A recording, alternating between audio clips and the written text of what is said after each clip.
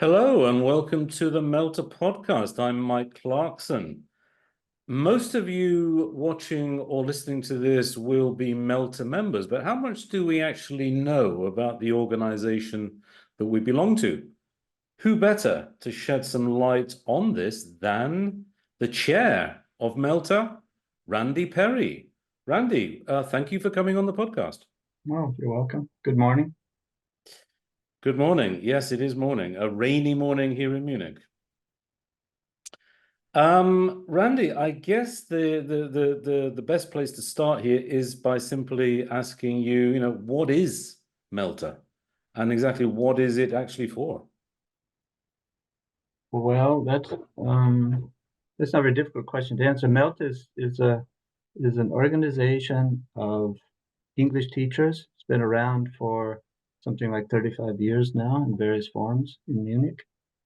The main purpose, it has a few main purposes, I guess you'd say. We have first of all, I'd say it's provides an opportunity. It's probably its main aim, I would guess, is to provide an opportunity for teachers to further develop. The English teaching has gone through a lot of changes in the last 35 years, a lot of new methods and focuses and new tools have been developed, and so it's a way for provides an opportunity for English teachers in the Munich area to keep abreast of those developments. That's the main thing. The second main thing, of course, is to provide a kind of platform for social interaction, for networking. Members can come to events or via online events or directly via the website and so on to meet other members and contact and get information about what's going on. We do a few other things. We provide information about job opportunities, for example. And people contact us from time to time with problems about tax advisors, or they want to know about where can I'm looking for a teacher for something. So we have a certain sort of platform for information exchange. We provide events on pedagogical topics, and we allow people to network. Those are the main things I would say. Yeah. Not that's all. Those are the main things. Yeah. Okay. So let's see. I mean, how did Melta actually start? I mean, you said 35 years ago now.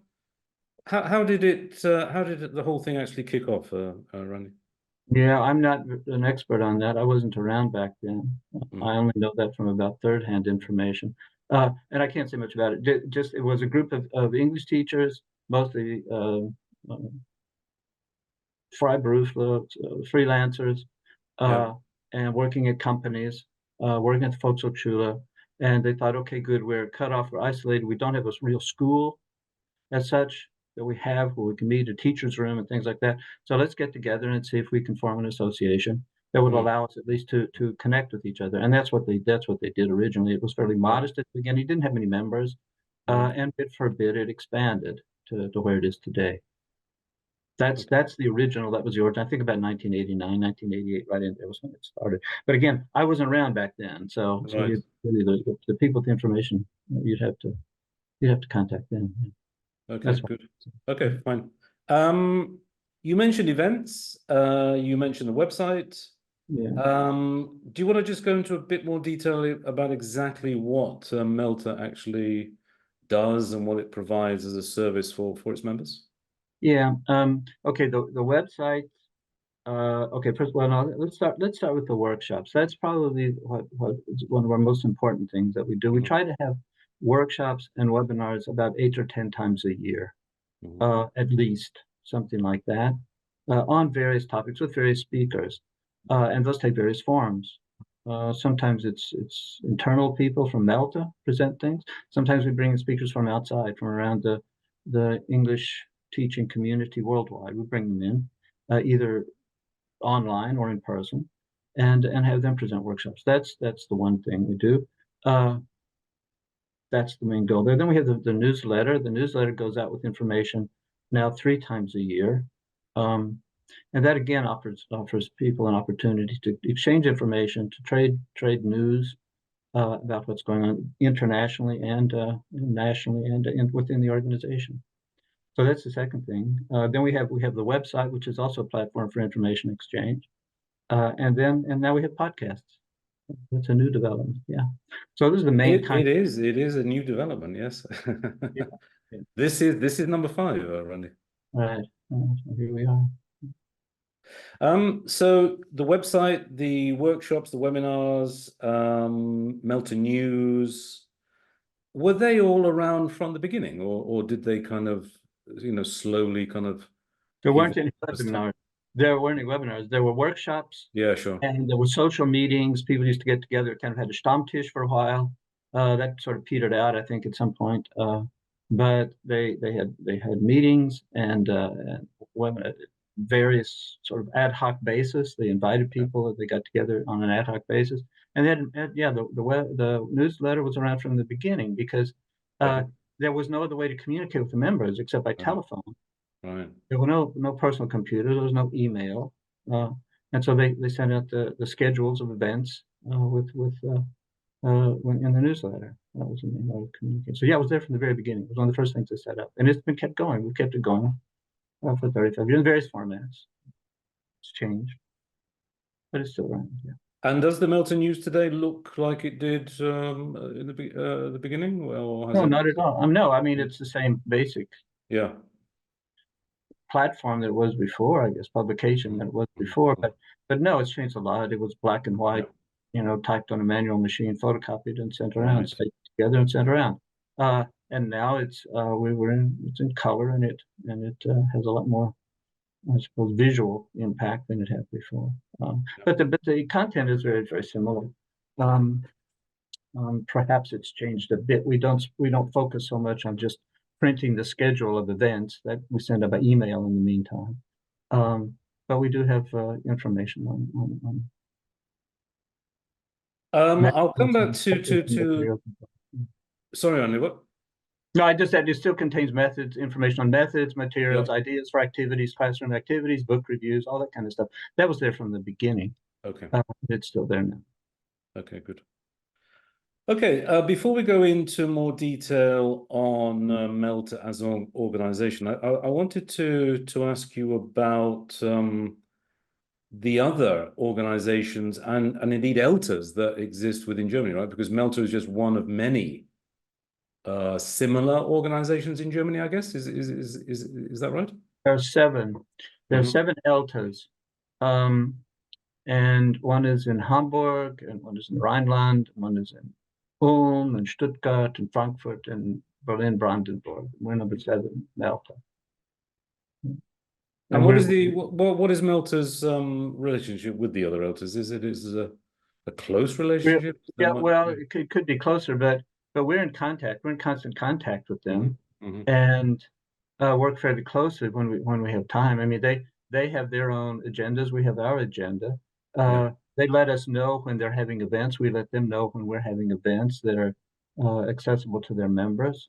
And we meet from time to time. We meet with the activities coordinators and exchange information. We meet with the chairs from time to time and talk about problems we're having and where they're having problems or where they have solutions or ideas for things. We're in couple to 2 or 3 times a year. We're in touch with them directly. We have a platform that we use to communicate, spread news back and forth. And we know those folks and they know us. And we don't do too many common events in the sense that we would all work together to invite a speaker. They have their program, we have our program, and then if it's online, we let them know and they let us. Yeah, that's the basic. That's what. Right. Was Melta the first of the ELTAs, or did No, Hamburg was the first. Okay. Yeah. But again, I mean, you're asking me about history. I wasn't around. I just know that Hamburg because I know the folks in Hamburg. And I said, yeah, they were before we were, but not much. They were back in the late '80s, and then Melta came along after that, and the others came up afterwards. Okay. And what about the other organizations in Munich and Bavaria? Like in Munich, for example, the Volkshochschule. What is Melta's relationship with these organizations? No, we're linked with quite a few, or networked with quite a few other organizations around Germany and internationally. Where we have connect. We're a member of, an associate member of TEFL, which is the International English Language Teachers Association. And we're in touch with those people there. We subscribe to their publication. We post that on the website for people who are interested. We meet with them from time to time. They have now online meetings. We're in touch with them. And we send delegates there, and have always sent delegates there to their conferences, so that we meet. We know the people. We know some of the people. It's a huge organization. I don't know, 160 countries are represented or something, or organizations. So we don't know them all, but we do meet with them from time to time. And every year we're in touch with them. We're in touch with the publishers, of course. In Munich, book publishers, they organize, and we cooperate with them in organizing workshops from time to time. We're in touch, as you said, with the Volkshochschule. We're very closely connected with the Volkshochschule. They've always supported us from the beginning. We use their facilities. They allow us to use their facilities. We're in touch with the Celta people. We cooperate with them. We provide them with information. They send people to us, or they notify their members. Their students, their graduates about Melta, and they come to that. We're in close contact with people at LMU, a lot of the people at the Munich University. We have a lot of members at the Munich University. They inform us about events from time to time, and projects they have. We publicize projects they have. We're members of the so-called Deutsches Ehrenamt. This is a legal organization that provides information to organizations like ours about changes in the law affecting Vereine, associations like ours. We're in contact with refugee organizations. And when we have a lot of refugees in Munich, as you know, and many of them are English teachers. And so they inform us. They've got some people, and we go to their meetings from time to some of our members go to their meetings, and they tell us, we've got meet some English teachers. We inform them about Melta. We've been a long time, Melta has been associated with another organization of a Ukrainian exchange program with Ukrainian teachers. It's called the German, I think the Deutsche Ukrainische Pädagogische Verein, and they organize exchange programs or have up until the pandemic, exchange programs with Ukrainian teachers came over here, and then teachers from Melta and from the Volkshochschule went over there and held workshops and went to schools. We haven't resumed since the pandemic, but we are still in touch with a lot of teachers over there in Ukraine, and many have come over here to Poland and different parts of Germany. We're in touch with them, and they contribute to the Melta activities. We're involved also with there's the book fair, the Haar book fair, English book fair. We're in touch with those people. They communicate with us. We're in touch with the people at the book swap at the America House. They communicate with us. Now we're in touch with the Munich Public Library. They inform us about developments there for English speakers. So we have a lot of contacts with a lot of different types of organizations. Some are closer than others, but all of them are beneficial to us, and we hope are also beneficial to them. Melta is undoubtedly a success, Randy. How do you account for that? And it's been around for a long time now. It seems to be thriving, maybe. It's certainly successful. What would you say? Well, I'd say there are probably a couple of reasons, I suppose. Probably one of the main reasons is that we have a core of members who are, they're professional teachers who are interested in what we do, and they're committed to Melta, and they keep it going. And then we're networked with these other organizations. That is a major support to us. We couldn't do the things we do without being networked. We were networked before we had before the days of emails and Zoom. We had close connections with other organizations, and they give us a lot of input. They provide us a lot of ideas for speakers and for topics and for projects. That's the other thing. And then I think sometimes it's just luck. Sometimes we've just been lucky in situations. I mean, I can give you some examples. I mean, when the pandemic broke out, that was a major crisis. And I think we had our AGM on something like the 8th of March or 7th or 8th of March, and they closed down the country. The lockdown came on the 13th of March. Suddenly people found out they didn't have a job. Schools were closed. Yeah, shops were closed, everything was closed. And so we were able to set up within the first week after that, we set up three webinars on using Zoom. Uh-huh. We linked those with people all across, in the ELTAs all across Germany. We were having like 50, 60 people attending those webinars to learn how to use Zoom so they could resume teaching, for example. And we had we had the processes in place for organizing online webinars. We had the people who knew how to do it. We had people who were knowledgeable about using Zoom, and they were able to take over and moderate the events. And we had the connections around Germany to do that. And so that was just an example of how all these things came together: a core of people, a networking, and also just luck that people were able to jump in and say, "Oh yeah, I know somebody who knows about Zoom. Here, contact him." And sure enough, they came along. That was an example. There are other ones. We lost our venue 2 years ago. Forever since the beginning, practically since the beginning of Melta, we were in Gasteig. We worked with the folks who let us use their facilities there. And then 2 years ago, Gasteig closed. So we had to find a new venue. And so everybody's who knows somebody knows about a venue. Venues cost, if you to rent a venue in Munich, is you're talking 250 euros at least, most places. And somebody then lucky just contacted the folks up at Arbella Park Volkshochschule, and they said, "Sure, come on, when we'll help you." And they've been great. So that was just luck. We found somebody who was willing to support us. We've had the same thing with the Melta News. We changed the layout, and somebody knew somebody who knew a really good layouter, and she gives us a special deal, and she's highly professional. Again, sometimes it's luck, sometimes it's virtue. Yeah. There we are.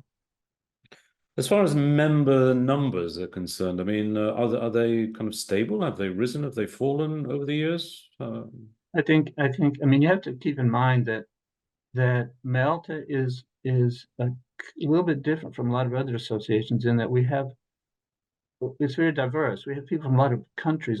We have quite a few members who are German natives, but the overwhelming majority are not German, or if they're German, they got their German citizenship since Brexit. But they're from international backgrounds. Let's put it that way. And so there's a lot of turnover that way. People come to Munich, they work in Munich, live for a while, and then they go back home. They go back to Florida, Devon, or also Sydney, wherever they came from. So we have a certain amount of turnover that way. People also, because of the nature of the teaching profession in Germany, people will say, well, they came here and they started teaching, got a job teaching, and they joined Melta, and then they decide, oh, I don't want to, teaching doesn't pay enough, or I'd rather be doing something else, and they get another job. Or they move to Berlin, or the husband moves to Frankfurt or something. So off they go, and they terminate their membership. So there's a lot of flux in the membership for that reason. There's a lot of turnover that way, but the numbers are pretty stable in that we have surprisingly little turnover, in the sense that even when people retire, they keep their Melta memberships. Even when they move to Paris or Berlin, they keep their Melta memberships. So the numbers vary anywhere from 200 to 260. It varies from time to time. The membership numbers are going up. We have a lot of members in the meantime who are spread around, not only in Munich. In fact, I would say the majority of the Melta members are not in Munich. Okay. Within, let's say, the U-Bahn Bereich, inside the subway network. They're out in the suburbs, or they're in adjacent towns, or we have members in Poland, like I said, we have members in Ukraine, we have members in Paris, we have members in Berlin, we have members in Karlsruhe, and around Vienna, Turkey. We have people who for one reason or another want to be involved in Melta. So it's become increasingly international over the years. The last few years, I would say, since maybe before the pandemic it started. So we have it's a wide-ranging organization in that way, and the numbers go up and down. There's an uptick now in memberships this year, but you never can tell. I mean, it's surprisingly stable. I mean, it goes up and it comes down within a certain range, but turnover is surprisingly low for an organization like ours. Is it fair to say that the average age is actually fairly old, or is that just that the people who tend to come to the workshops tend to be on the older side? How does the whole I don't know. look? I don't know what the average age of Melta members is. Right. I think we have all ages. If you go to the webinars and look at faces, I don't judge what I mean, for me, all members, practically all Melta members are young compared to me, so it's hard for me to say. But they all seem to be pretty young to me. The thing, what there are issues though with um, the kind of people who come to Melta events and that you see at Melta events. These are kind of long-term teachers. These are people who are serious long-term teachers normally, uh, and who appreciate what we're doing. Um, but I don't know if it's only if there's an age thing there or not. But I know we have people in the 30s, we have people in their 70s. It's a wide range of members. But I've never done a survey. I've never asked. I don't say, oh, Yeah. how by the way, when you join Melta, could you please give us your date of birth? We don't Right. do that. But we do have a fairly wide range of types of teachers, and that's real important for us too. It's not so much the age. The age factor is not. It doesn't matter. I don't care how old you are, but we have to know where. It's good to know where they're teaching, and what kind of work they do. Sure. Are they teaching children? Are they teaching at the universities? Are they teaching one-on-one? Are they teaching online? Are they teaching in person again? What's because we have to know. We have to be able to focus our events and our Melta news articles and everything else on the needs of the membership. So we just conducted a survey and that there we have a bit of information. The survey is not statistically scientific. About half the Melta members on our books replied, which is very helpful to know. And it's interesting to see. I mean, it's not, so I can't say, well, 30% this, 20% that. I can only estimate. And some teachers do two things. They teach one-on-one and they teach business in companies, or they teach at the Volkshochschule and they teach at the university. And they clicked both boxes. So in that respect, it's not very scientific. But what is interesting is I would say a good 30 to 40% of the Melta members are in either state schools or universities. Another 30 to 40% also teach at the Volkshochschule in some way. Maybe they have one course, maybe they have a full program at Volkshochschule.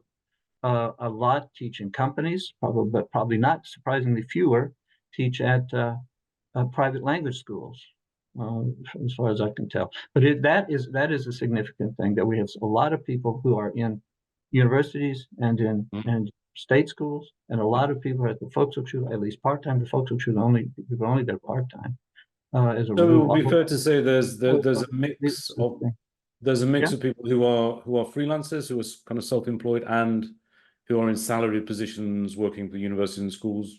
Yeah, there's a mix of that, all right. But again, I don't have any direct statistics, and sometimes it's both. I mean, there are people teaching at the university who are also freelancers. They hire freelancers at the university. I mean, they give them a contract, a 2-year contract, but you have some people who are just doing, teaching one course on a hourly basis. So that's not also clear. But yeah, we have a lot of members who are teaching, who are in full-time teaching positions. That's true. Yeah. Okay. And those people tend to be, part of our core membership. Yeah. Because they see the point of what we're doing. They're not coming to find. Yeah. Thinking ahead to the future a little bit, how do you see the future of Melta? Well, I don't have a very good view of that right now. What I can say is that I mean, we don't know what's going to happen, but basically we're going to keep going like we have been pretty much. What we have certain challenges we have to master in the next what would you say those challenges are? Okay, there's nothing really new. Challenges we've always had, but the first thing is that we are like all voluntary organizations. There's a certain amount of attrition, and we always need fresh blood, and we need people with new ideas coming in, and we need people who are have a professional commitment and who have experience and also our network. We need people who come in and do those things or have those characteristics. And so that's one thing. That's a challenge, and that's going to involve more outreach, I think, probably in the future. Like I said, we have an uptick now, but who knows? Membership, who knows how long that will last. The other thing is we have to keep in mind that we have about 230 to 240 members now, around 240, I guess, which is about what it has been for the last few years. There was an upshoot during the pandemic. A lot of people joined during the pandemic, and then they got what they wanted. They learned how to use Zoom or use online tools or what it was, and off they went. We didn't see them again. But so it, like I say, it varies, but we're around 240. And to do that to keep that organization going, and just the things I mentioned, just to maintain the website, to organize the events, to edit and publish the Melta news. And then also to maintain the membership lists, to manage the finances, to deal with the Finanzamt and the Amtsgericht, the controlling authorities in Germany. This requires a lot of back office administrative work.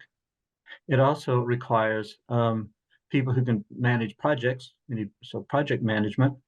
It requires people with journalistic skills who know how to copy edit. Not everybody who teaches English knows how to copy edit. Not everybody who teaches English knows how to prepare financial statements or budgets or how to coordinate with the legal authorities. All those things, organize events. We have to get contact speakers. We have to assess speakers. We have to negotiate with speakers. We have to arrange the venue. We have to move the tables and make the coffee. We need all those kind of things. And so and then the paperwork is extraordinary, keeping the membership lists up to date, keeping the finances organized. This is very time consuming, but it also requires a certain amount of knowledge and skills. And like I say, we couldn't focus without networking. We need people to network, people who can network and have the time to network with the other organization.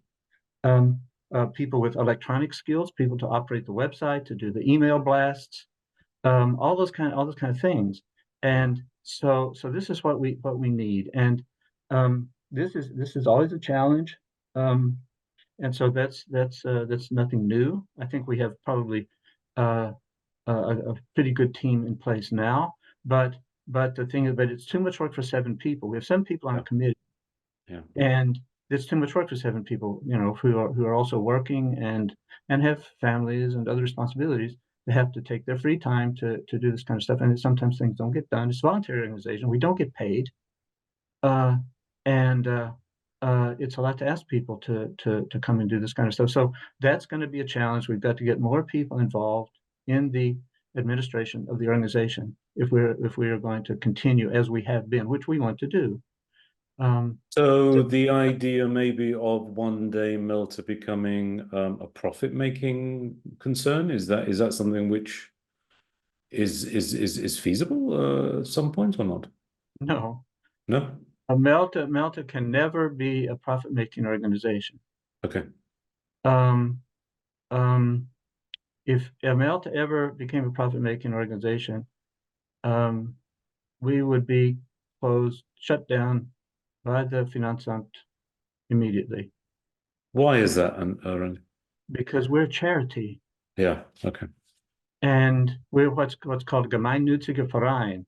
That's a public service, tax-exempt organization. And if we violate, and we have very strict guidelines for that. That's what I said, the legal aspect is very important. We have to report our activities. We report every 3 years, but we report for 3 years. So they take all our documents for 3 years, all of our financial information, all the information about our activities, all the information about our AGMs and our minutes of our meetings, and they go over those and say, did we violate any of the guidelines? They're not guidelines, they're laws. Yeah. And if we violate those, we have a Satzung, we have articles of association, and those articles of association have been approved by and are registered with the Munich District Court. They have the force of law. Yeah. So if we break those guidelines, then we are breaking the law. And as soon as we do that, and it's not a theoretical possibility, the Finanzamt then will confiscate our bank account, assess us for taxes, and what money is left will be distributed to other public service organizations in Germany. And if they notice that there has been an intentional violation, the chair and the treasurer will be prosecuted. And that happens. Not to us, but not yet, but it happens to other funds. So no, we can't do that. And like I said, we're basically in the same situation as the Red Cross or the Amnesty International, World Wildlife Fund. We're not a business. And as soon as we try to do that, if we ever did that, even by mistake, which could happen, we could generate more money than we spend. Yeah. And there are guidelines for that. We're allowed to do a certain amount. We don't have to spend all our money every year, but basically the principle is we collect money. The money that we collect is not taxed. It's tax-free. We don't have to pay taxes on it. And we have to spend it in the year. And we're allowed to have a certain amount of carryover every year. That's regulated. And if we go over that, we're in danger of being shut down. And that has happened. There are other regulations too that are very strict. The committee members cannot be paid for their work. They get what's called an Ehrenamtspauschale, which has to be established by the AGM. Right now, it's 35 euros a year for out-of-pocket expenses. Committee members can't charge if you go to a meeting and you drive your car in and park it in a parking garage and you say, oh, Melta has to go to a committee meeting or an AGM or a workshop and say, well, I had a cost associated with my membership on the committee. Here's the bill for the parking garage. We can't pay that. It's against the law. And there are a number of guys. We cannot provide our services to for-profit organizations, and that happens from time to time. We get requests from organizations say, "Oh, we're an institute up in Berlin. We have this great series of workshops. Would you advertise those for us for your members?" And we say, "Well, are you a nonprofit organization?" "Well, actually, we're GmbH. We are a business." So they're trying to sell stuff. Would you advertise it in an email blast or on your website or in the Melta News? And we have to say no. So those are just examples. There are more things. There's a little book you can get, and there's their legal it's consultants who help us with this.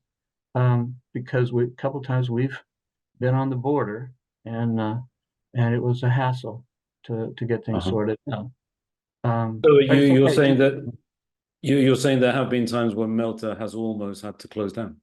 Well, we didn't almost have to close down, but we had to work very closely with lawyers and with the Amtsgericht and the Finanzamt to sort out problems. There was a phase where we were going up to in the good old days before the pandemic, you just went up to you didn't even have to make an appointment, you just knocked on the door at the tax office and went in and said, "Hi, here's my tax number," and they'd pull down your file and you'd sit down and say, "Well, we got a problem here, we got a problem there, what are we going to do?" And they're very helpful.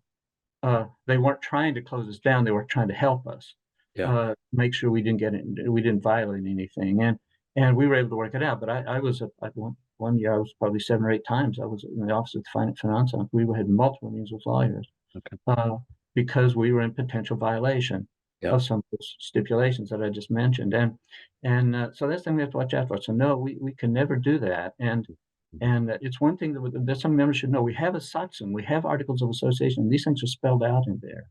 We can change the articles of association, and we have multiple times, and there's a process for doing that, and it is very time consuming and it is complicated. But we have done it. Initially, it said in the articles of association, for example, and this is important stipulation we have to abide by every year. It's a minor thing, but it's important in that we must notify all members in writing at least 4 weeks before an AGM. That's in there. And it had to be by letter. You had to get a letter in the post, which was a huge amount of work because we had to make sure we had the postal addresses of all the members, and then it was expensive. You got to get 240 stamps and type out the letters and sign the letters and send them out 4 weeks before. And so we said, well, at one point we said, well, it wasn't so long ago. I think it was 4 years ago or 5 years ago. We said, this is taking up too much time. So we talked to lawyers, we talked to finance, and they said, no, change your articles of association, and they can do by email, on the condition that all of your members have email addresses. If one member of Melta does not have an email address, then all of the letters must go out by the post for all the notifications. So we check. So now, if you want to join Melta, you have to give an email address. There are things like that. This is the kind of stuff. This is what these are. It's time. We need people who know about this and have time to do this. And this is what we're working on. We're always trying to get more people on board, more than just the committee members. Because committee members can't do it all. And so that's what we're working on. And that's what we're going to do. And at all the meetings we're going to have in the next few months, in the next few years, I'm not talking years, I'm talking months. We're gonna pass out lists and say, what can you do to, what can you do for Melta? Well, you sign your name here, and we'll bring you on board. Great, that's fascinating stuff, Randy. Just to finish off, because I want to round off now. Round up. You talked about things coming up in the coming months this year. Just give us some highlights of what is coming up for the rest of 2024. Okay, we're working on the program right now. We're working on Melta News right now. I'll be working on that the rest of the day. So we've got another issue of Melta News coming out, hopefully in the first half of April, or we'll get the electronic version out in the first half of April anyway. There's always delays with the printers. The printers take sometimes forever. In any event, again, that's coming out. We're going to have a series of workshops. We're in discussions now, negotiations with a couple of people for in-person workshops. There's a lady in Geneva who's probably coming in to do a workshop for us in the summer and perhaps in May. We don't know if she's got time in May or June. We're going to have some online workshops which we're coordinating. And one of the things that we're going to do, and we've done in the past, and we haven't done since the pandemic, but we're going to start again, is having what we call, well, two different kinds of things. What we used to call show and tell workshops, which are extremely successful in the past. And that's where just members get up. You invite members, and members come around, and for 5 or 10 minutes, you get up and present some activity that you're using in your classes. Yeah. Take turns. It's just an activities workshop or methods workshop or whatever it is, and we get a bunch of people, and they come and give a little what they call show and tell presentation, short and to the point. And that also provides a lot of input. Members, cross organization communication, and people an opportunity to socialize and find out what the other people are doing, where they're working, what kind of problems they have, how they're solving those problems, and so on and so on. That is real important. The other thing we want to do is have another thing which is a little more formal, and that is what we call a Melta Day. And we'll probably do that. Probably gonna do that till the autumn, because we're gonna have a full program, I think, in May, June, July. Now this is a hard time because we've got Easter and Pfingsten, and we just had Fasching, and so things were closed down. But we'll be working in the summer, and then again in the autumn, and we'll probably have what we call a Melta Day, and that's where we get 2 or 3 or 4 Melta members who are doing specific kind of things, and then they will each give, say, a 45-minute workshop. And again, with opportunities in between to socialize and to network in between with coffee and cake. So that's what's in the offing right now. But again, working on the program, and we hope to have that in the next few weeks. And we'll be announcing that. We'll be announcing some information, providing some information in the upcoming Melta News, and email blasts will be going out as well in the next few weeks. That's great, Randy. That's a nice place to end, I think. Thank you so much for coming on the podcast. That was great. Thank you very much. Okay, you're welcome. A lot to you, Mike, and Elie, and the whole team for organizing these podcasts. And I wish you a lot of success in the future. And I hope we're able to keep this project going as well. That's great. Thank you very much. Viewers and listeners, the next Melta podcast will be out in April, and that will be an interview with Birgitta Berger, which I'm looking forward to. Thank you very much for listening, and see you again soon. Bye-bye.